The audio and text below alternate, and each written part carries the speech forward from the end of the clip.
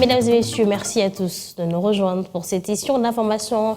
Une épreuve pénible que vivent les passagers sur la route nationale partant de Mweneditu dans la province de Lomami en Mbuji-Mayi au Kasaï oriental. Ce tronçon long de plus de 120 km est asphalté depuis plusieurs dizaines d'années. En plus d'être délabré, constitue depuis des années une sorte de chemin de la mort pour les personnes qui l'empruntent.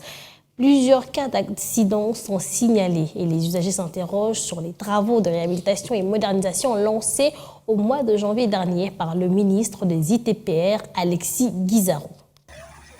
À plusieurs endroits, de bourbiers compliquent le passage et obligent les personnes à bord de véhicules de faire le pied alors que les chauffeurs se débrouillent comme des diables pour sauver les engins et éviter les pires. Si la tâche est difficile pour le conducteur moto, et pour ceux de véhicules petits porteurs, c'est beaucoup plus complexe pour des engins lourds. Pour ceux-ci, une moindre erreur occasionne un accident grave. C'est le cas de ces véhicules qui s'est renversé le week-end dernier à Benampunga, chefferie des Kalonji-Sud, au territoire de Chilengui, à quelques kilomètres de la frontière entre la Lomami et le Kasaï oriental. L'accident a coûté la vie à 3 personnes.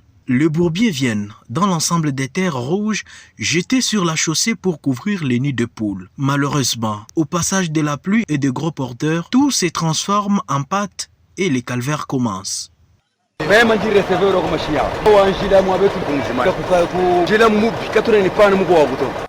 Sommes-nous avec les travaux de réhabilitation et modernisation de cette route lancés il y a plus de 2 mois? Cette question vaut son pesant au regard du silence qui s'observe sur terrain. En date du mardi 3 janvier 2023, le ministre d'État en charge des infrastructures et travaux publics, Alexis Guizarro, avait procédé au lancement officiel des travaux de réhabilitation de la RN1 dans son tronçon compris entre Mbuji-Mayi et Mweneditu. Les patrons des ITPR avaient fait savoir que ces projets consistaient à la réhabilitation et modernisation de la RN1 et pouvait se dérouler dans une période de 12 mois. Jusqu'à nos jours, rien de rassurant sur terrain.